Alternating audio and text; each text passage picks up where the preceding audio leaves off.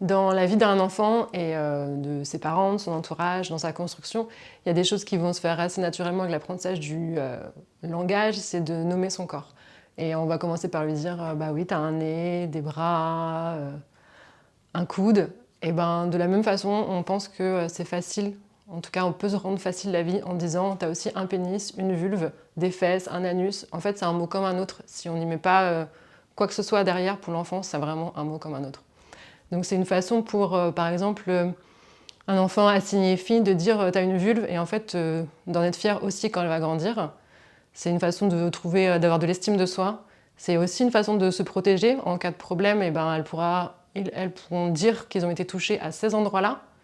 Donc c'est une façon de dénoncer des faits. C'est aussi une façon de pouvoir prendre soin de son corps, de pouvoir en parler au médecin s'il y a besoin. Nommer les parties du corps, c'est aussi parler des corps en général, et donc parler des morphologies qui sont différentes, des couleurs de peau. Il y a plein de sujets à aborder avec les enfants qui peuvent être faits de façon très simple.